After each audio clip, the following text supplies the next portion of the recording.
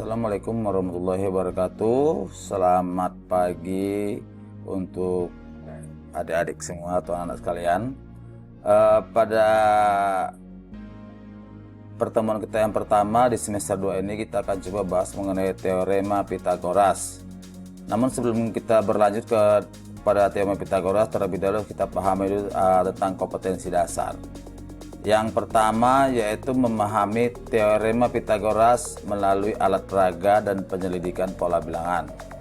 Yang kedua, menggunakan teorema Pythagoras untuk menyelesaikan berbagai masalah.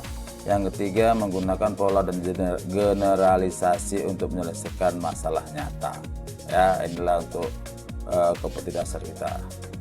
Kemudian tujuan pembelajaran. Setelah mempelajari materi ini, diharapkan siswa mampu: 1. Menemukan teorema Pythagoras dengan menggunakan alat peraga dan pola bilangan. 2. Menemukan hubungan antara sisi pada segitiga siku-siku khusus. Ketiga, menyelesaikan permasalahan nyata dengan teorema Pythagoras. Oke, ini ada peta konsep. Nah, sekarang pengertian teorema Pythagoras. Nah, Pythagoras itu merupakan nama seorang ahli matematika ya. Pythagoras adalah seorang ahli matematika dan filsafat berkebangsaan Yunani yang hidup pada tahun 569 sampai 475 sebelum Masehi.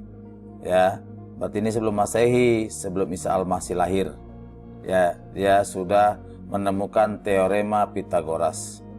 Teorema Pythagoras sendiri artinya teorema yang menunjukkan hubungan panjang sisi-sisi pada segitiga siku-siku. Ya. Nah, sekarang kita perhatikan.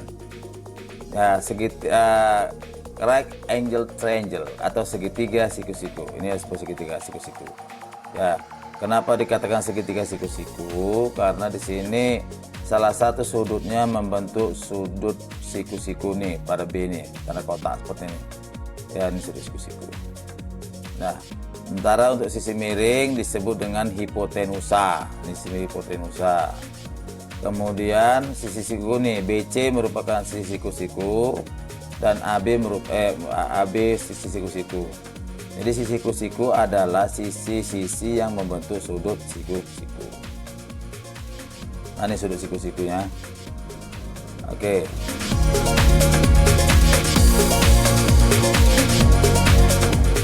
Menurut Pythagoras, kuadrat panjang sisi miring suatu segitiga siku-siku adalah sama dengan jumlah kuadrat panjang sisi-sisi yang lain. Ya. Nah, sekarang kita perhatikan teorema Pythagoras. Teorema pertama, ya, Pythagoras teorem.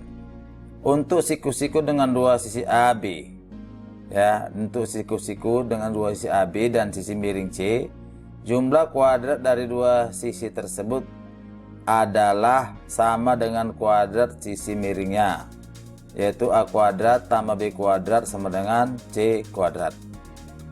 Nah, teorem yang kedua, jika panjang ABC dari tiga sisi segitiga memiliki hubungan A kuadrat tambah B kuadrat sama dengan C kuadrat, maka segitiga itu pasti segitiga siku-siku dengan dua kaki, A, B, dan sisi miring C. Nah, teorema pertama ini merupakan teorema Pythagoras. Teorema yang kedua ini merupakan kebalikan daripada Pythagoras. Ya. Kemudian menemukan teorema Pythagoras. Oke, pembuktian pertama. Dari sini A sisi B, ini merupakan sisi siku-siku ini C. Kita tengok A. Ya, A ini ada pada sisi A ini terdapat persegi. Ya, dengan panjang sisinya A.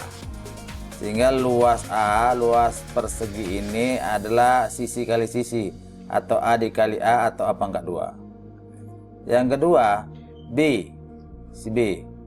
Nah, B ini merupakan sisi yang panjangnya 3 satuan. Ya, persegi dengan panjang sisi 3 satuan. Ya, yang B. Sehingga kalau kita lihat di sini, maka luas persegi yang dengan sisi B ini adalah 3 kali 3 atau 9, atau B pangkat 2. Nah, C, kita lihat di sini.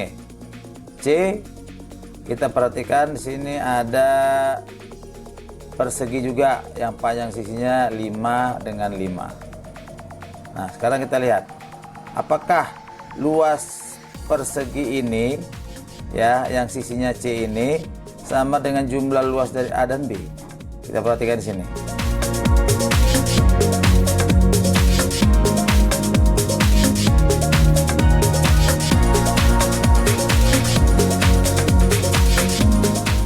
Ya, ternyata seluruh kotak-kotak pada persegi dengan sisi A ini bisa ditempatkan kemari, dan yang kotak-kotak pada sisi B juga bisa memenuhi tempat di C ini.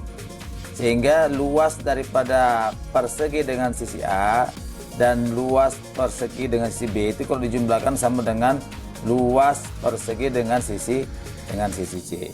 Sehingga diperoleh luas persegi kanan ini L3 adalah jumlah luas persegi merah L1 dengan persegi biru L2.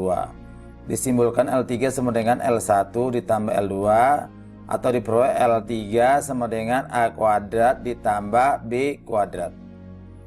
Padahal persegi kanan ini adalah suatu persegi yang memiliki panjang sisi C, sehingga luasnya adalah L3 atau C pangkat 2. Sehingga diperoleh L3 sama dengan A kuadrat tambah B kuadrat, dan L3 sama dengan C. L3 itu C kuadrat, maka C kuadrat itu sama dengan A kuadrat ditambah B kuadrat. Ya. Jadi C kuadrat sama dengan A kuadrat tambah B kuadrat, atau dengan kata lain, untuk segitiga siku-siku berlaku kuadrat miring sama dengan jumlah dari kuadrat sisi-sisi lainnya. Ya. Kuadrat miring sama dengan jumlah dari kuadrat sisi-sisi lainnya. Pembuktian yang kedua. Nah, di sini ada persegi, ya. Keempat segitiga siku-siku di samping memiliki ukuran sisi yang sama, yaitu A, B, dan C ini. Ini sama ukurannya. Ini. Ya. Dapatkah kalian menghitung luas persegi abu-abu di samping? Nih. Luas persegi yang panjang sisinya C. Lihat ya, luas persegi abu-abu di samping adalah L dengan C pangkat 2 ya, sisi kali sisi, C kali C pangkat 2 ya. Nah, ternyata kita lihat di sini yang segitiga hijau tadi itu bisa membentuk ini. Coba kita perhatikan dulu ya. Kita perhatikan di sini bagaimana sisi ABC yang di atas turun ke bawah, yang ABC ini juga turun ke bawah. Keduanya membentuk membentuk persegi panjang. Lihat di sini. Nah, terdapat dua persegi panjang, ya. Apakah luas persegi abu-abu tadi sama dengan luas daerah abu-abu sekarang? Kenapa? Iya. Jadi kalau kita tengok di sini A kali AB tambah AB. Ya, ini yang hijau. Ya, kalau ini yang abu-abu A kuadrat ditambah B kuadrat. Nah, kalau kita yang tengok yang abu-abu tadi, yang pertama tadi kan luas persegi abu-abu itu C pangkat 2 karena panjang sisinya C. Nah, sekarang setelah yang hijau ini kita satukan, kita bentuk persegi panjang seperti ini. Ternyata yang abu-abu tadi itu sama dengan membentuk dua persegi. Ini yang satu perseginya A kali A, yang kedua B dikali B. Kenapa B kali B? Karena sisi B di sini B. Ya, persegi itu rumusnya B sisi kali sisi. Jadi A kuadrat tambah B kuadrat sama dengan C kuadrat. Nah, kita lihat di sini. Jadi C kuadrat itu sama dengan A kuadrat ditambah B kuadrat. Ini pembuktian yang kedua. Jadi untuk segitiga siku-siku, kuadrat sisi miring sama dengan jumlah kuadrat sisi-sisi lainnya. Atau C kuadrat sama dengan A kuadrat tambah B kuadrat. C itu ada sisi miring, A dan B merupakan sisi siku-siku. Ya, sudah ada dua pembuktian. Dari gambar yang sama, silakan Anda buktikan dengan cara yang lain. Oke. Nah, teorema Pitagoras, menentukan teorema Pitagoras. Perhatikan gambar di samping. Ya, ini kembali yang seperti tadi. Segitiga siku-siku mempunyai sebuah persegi pada setiap sisinya. Nih, persegi parihipotenusa merupakan persegi terbesar. Nih, hubungan ketiga persegi tersebut teorema Pitagoras yaitu pada sebuah segitiga siku-siku selalu berlaku. Kuadrat dari sisi terpanjang sama dengan jumlah kuadrat dari dua sisi lainnya. Sisi terpanjang nih C kuadrat, dua sisi lainnya itu A dan B, itu A kuadrat ditambah B kuadrat. Contoh soal. Diketahui A sama dengan 3. Ini dia 3 satuan, B-nya 4. Ini 4 satuan. Buktikan bahwa C kuadrat A kuadrat tambah B kuadrat. C kuadrat sama dengan A kuadrat tambah B kuadrat. Berdasarkan pernyataan, pada sebuah segitiga siku-siku selalu berlaku. Kuadrat dari sisi terpanjang sama dengan jumlah kuadrat dari dua sisi lainnya. Maka C kuadrat sama dengan A kuadrat ditambah B kuadrat. C kuadrat sama dengan A nya 3 kuadrat tambah 4 kuadrat. C kuadrat sama dengan 3 kuadrat 9 4 kuadrat 16, 9 tambah 16, 9 tambah 16 sama dengan 25. Jadi C sama dengan akar 25, yaitu C sama dengan 5. Maka C kuadrat berlaku A kuadrat tambah B kuadrat, atau 25 sama dengan 25. Jadi terbukti bahwa luas persegi pada sisi miring sama dengan jumlah luas persegi pada dua sisi yang lainnya. Ya. Menentukan rumus Pitagoras. Contoh, tentukan rumus Pitagoras dari gambar berikut. Ya, setelah kita tahu tadi apa Pitagoras, formula Pitagoras atau teorema Pitagoras, maka sekarang kita masuk ke rumus Pitagoras. Kalau teorema Pitagoras itu kuadrat pada sebuah segitiga siku-siku, kuadrat hipotenusa sama dengan jumlah kuadrat daripada sisi yang lainnya. Nah, sekarang kita masuk teorema Pitagoras, rumus Pitagoras. Ya, lihat di sini. Di sini ada A, B, C, A, J, K, L dan P, Q, R. Kita bahas dulu yang pertama. Nih, yang pertama A, B, C. Sisi miringnya B.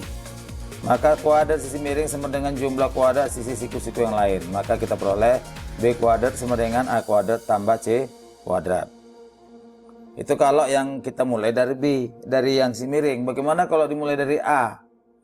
Kalau dia A di sini, ini siku-siku, maka dia kurang. Mana dengan mana? Kita lihat di sini. Berarti A kuadrat, B kuadrat dikurang C kuadrat. B kuadrat ini sisi miring. Berarti A kuadrat, B kuadrat dikurang C kuadrat. Kemudian kalau ditanya C, maka C kuadrat, B kuadrat dikurang A kuadrat. Ini harus kuasai. Yang kedua, sisi miringnya J. Maka kita peroleh J kuadrat, K kuadrat ditambah L kuadrat. Kalau ditanya K, maka K kuadrat sama dengan J kuadrat, sisi miring ini dikurang L kuadrat. Kalau ditanya L, maka L kuadrat I, K, J, K, L ini L ya. L kuadrat sama J kuadrat dikurang K kuadrat, ini L, ini asal ketik. L kuadrat sama dengan J kuadrat dikurang K kuadrat. Kemudian yang ketiga, nah kalau ini dia langsung sisinya, kalau ini enggak, kita buat nama sisinya QR. Berarti si QR ini sisi miringnya, sisi siku-sikunya PQ dan PR. Maka diperoleh rumus Pitagoras QR kuadrat sama dengan PR kuadrat ditambah PQ kuadrat. Kemudian kalau ditanya PR, maka PR kuadrat QR kuadrat dikurang PQ kuadrat. Kemudian kalau ditanya PQ, maka PQ kuadrat QR kuadrat dikurang PR kuadrat. Inilah dia rumus Pitagoras ya. Nah, sekarang kita masuk ke yang berikut, soal. Nah, tentukanlah rumus Pitagoras dari segitiga siku-siku berikut ini. Nah, ini A1, 2, 3, 4. Ini semua dikerjakan, ada sampai 5 ya. Tentukan rumus Pitagoras seperti contoh yang sudah kita berikan. Oke. Demikianlah pertemuan kita pada kali ini. Ya, saya sudahi dengan wabillahi taufik wal hidayah. Assalamualaikum warahmatullahi wabarakatuh.